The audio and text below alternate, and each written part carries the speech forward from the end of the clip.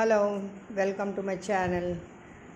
ఈరోజు ఈ గ్రాఫ్టెడ్ ప్లాంట్స్కి ఉన్న జాంకాయలు మీరు చూస్తున్నారు కదా, ఎంత చక్కగా చిన్న కుండీల్లోని పెంచుతున్నారండి.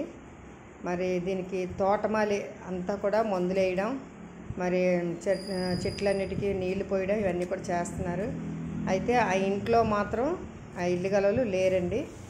వీళ్ళు ఏంటంటే మరి చక్కగా పెంచుతున్నారు, ఎంతో ఖరీదు పెట్టి కొని అన్నీ చేస్తున్నారు, కానీ అనుభవించే స్తోమత వాళ్ళకి లేకపోయింది.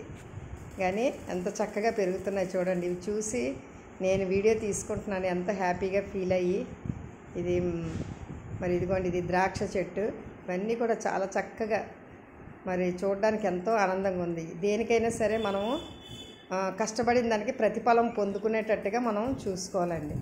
మనం అనుభవిస్తేనే మనకి ఆనందం. ఇది చూసారు, ఇక్కడ మా తోటికోళ్ళు నా జాంకాయలు తెంపుతుందన్నమాట.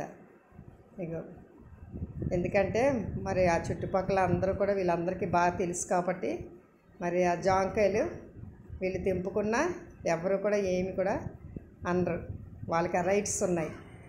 అది చూసారు కదా. అలాగే ఎప్పుడు కూడా మనం ఒకరు మరి కలిసి ఉంటేనండి బాగుంటుంది. అదే స్నేహం అన్నమాట. ఇదిగోండి, ఈ చెట్టు మా ఇంట్లో ఉందన్నమాట. ఇది నేను వీడియోలు తీయడం వల్ల పొన్నగంట కూర చూసి వాళ్ళు అడిగారు, దానికి నేను పంపిస్తున్నానండి. ఎందుకంటే ఓ రోజు పచ్చడి కూడా చేసి పంపిస్తే ఎక్కడిది పొన్నగంట కూర అని అడిగారు. అయితే మా ఇంట్లో ఉందంటే నా ఇవ్వమని చెప్తే ఇదిగోండి, అన్ని చెట్లలో కూడాను పొన్నగంట కూర బాగా వచ్చేస్తుందండి మాకు. ఈసారి బాగా మొక్కజొన్న వేసానమాట చెట్లు. మరి హార్వెస్ట్ చేసే ముందు కూడా మీకు తీసి చూపిస్తాను. విపరీతమైన గొంగళ పురుగు మాత్రం వచ్చేసిందండి.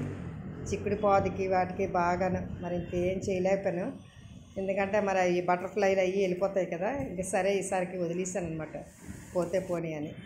ఇక చూసారు కదండి, ఇదంతా కూడా పొన్నగంట కూర పంపిస్తాను. Thank you very much.